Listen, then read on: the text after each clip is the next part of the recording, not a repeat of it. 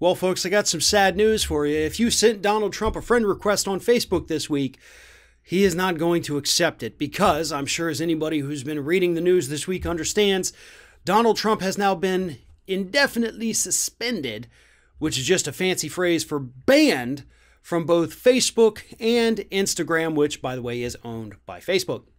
So that's that. Now, Twitter on Wednesday, the day of the insurrection, suspended his account for just 12 hours and they deleted 3 tweets that he had sent out. 12-hour suspension of his whole account, it's weak tea. But the fact that Facebook, in fact, Mark Zuckerberg, here's the quote. He said, Trump used the platform to incite violent insurrection against a democratically elected government. That's from Mark Zuckerberg. Zuckerberg said that.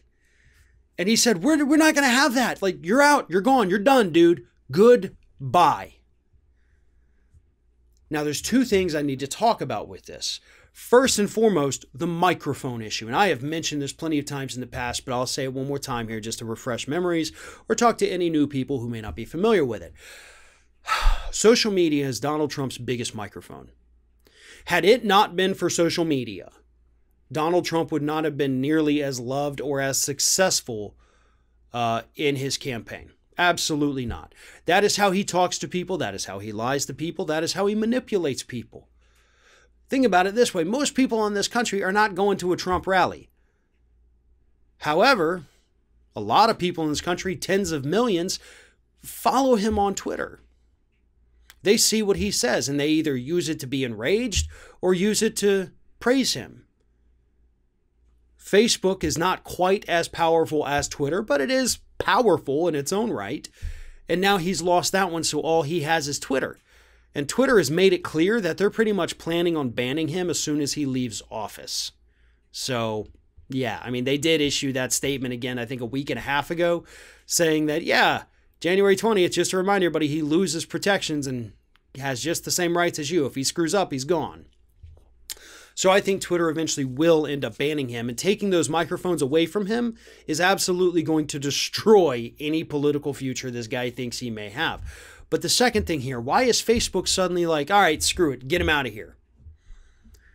Zuckerberg's mad. Zuckerberg's very mad. Zuckerberg has spent the last 4 years bowing down and licking the boots of Republicans so that they wouldn't come in and break up his tech giant.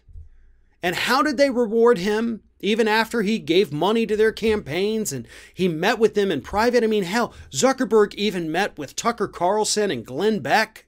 He went to the White House to meet with Trump. And how was he rewarded for his loyalty to them?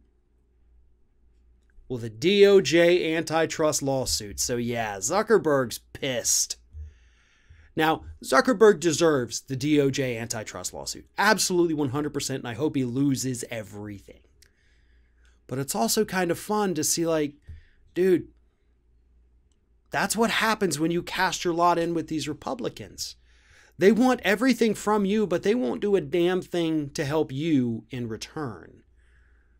So I'm glad you're turning on them.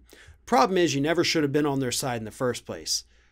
You also should never have engaged in monopolistic behaviors either. But hey, that's a conversation for another day.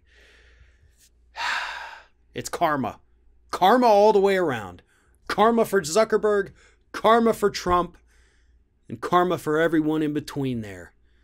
Because Zuckerberg is still angry. And I have a feeling if he's going to ban Trump for this, some of these other Republicans out there still pushing for it, you may be next.